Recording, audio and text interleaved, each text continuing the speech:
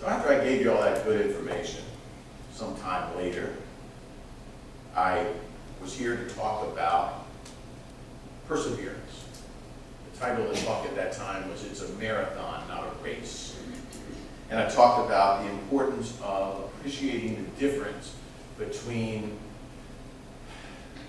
thinking you're going to beat this versus learning to live with it.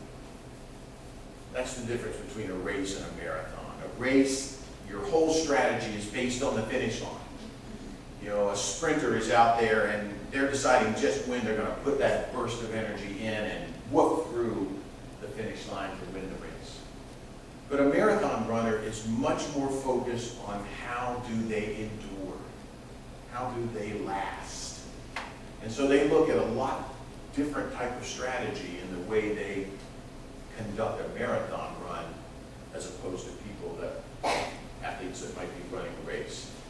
Clearly, you can see that being a caregiver is going to be much more dealing with a marathon because we don't know the finish line. We don't know where that is. And thus, you really can't make much strategy about it. I talked to you back then about the lessons that you could gain from a marathon runner. The fact that they, of course, first and foremost, live a healthy lifestyle. They keep themselves in good shape so they can endure. That they train and they maintain their fitness for the task. Again, they don't try to run real fast from one end of the place to the other.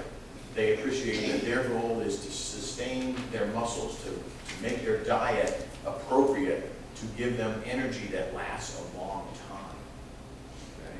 I could give you all a shot of adrenaline and you'll be busy little bees for an hour and a half. Then you'll go to sleep. But a marathon runner has to be able to maintain over time. Because of that, they have to learn how to pace themselves. As much as they might like to take the front of the pack, they might like to run around a couple of people right in front of them. They know they have to maintain their pace because it's steady. And that's what allows them to endure. They appreciate their bodies. They understand what's happening to themselves. They know when they're in pain. They know when they have to ease up in order to work through a cramp in a muscle because they can't simply stop or it's not going to end the race in a short time. They have to live with that cramp even as they continue to run their marathon. These are all lessons that apply to caregivers.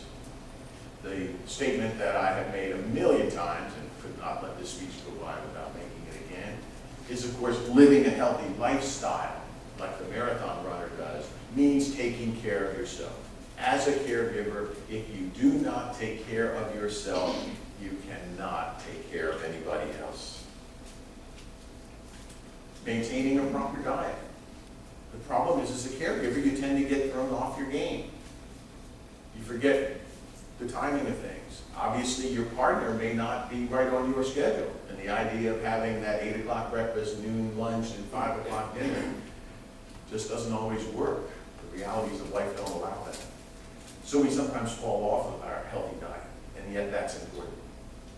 Good sleep habits are important, and yet, if you are a caregiver, that's a very challenging task. Oftentimes, as many as you know, dementia does cause the clock to get fouled up, and oftentimes your loved ones will be up at night when you want to sleep. They'll be sleeping in the day when you have to be awake to get other business done.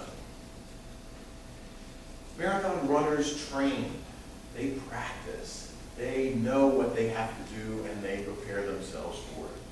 What's a caregiver's training? First, information. Again, being in things like this, to learn about the illness, to learn about the effect it has on caregiving, to understand the impact on yourself of it.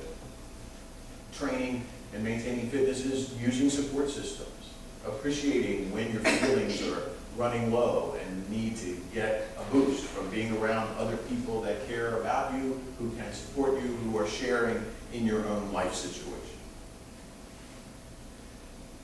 Pacing, that important aspect that a marathon runner uses, is good for caregivers. Being able to understand the long-term effects of caregiving. Okay? The data is clear.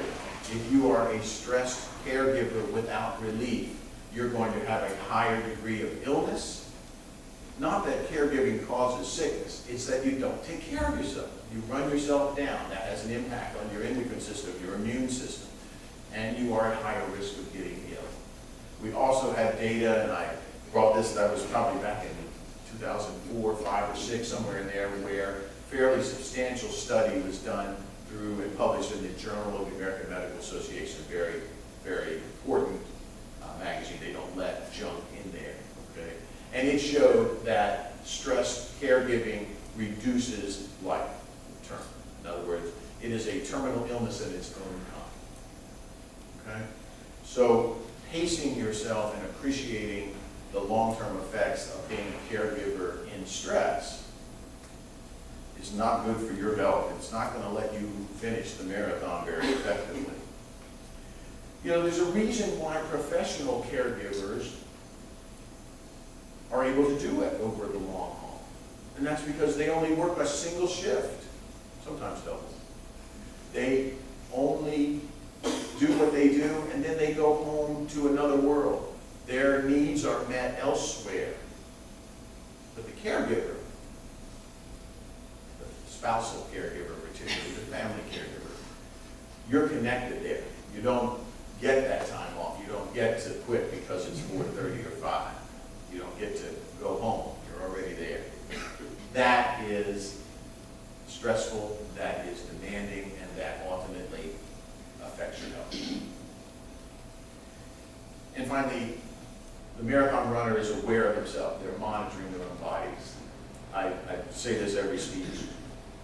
I love it. A couple comes into my office to see me to talk about the frustrations they're dealing with, and I will ask, in taking history, you know, when was the last doctor appointment? The caregiver, without fail, will immediately tell me the appointment and which doctor it was with of their loved one. And then I'll turn to the caregiver and say, and when did you last go to the doctor? No, that was a dentist. That's the problem with caregiving, is because you're a caregiver, because you do care, you often will sacrifice yourself. Obviously, some aspects of caregiving require sacrifice, no question. But again, if you're not taking care of yourself, you're not going to be able to take care of other people. Learning when you need a respite. Marathon runners do know when they need to stop. They do need to know when they have to quit. Even if it means they lose the marathon, they understand that they can't damage their body or else they'll not be able to run the next marathon. Caregivers have to learn that lesson too. You have to know when you need a respite. You have to know when it's time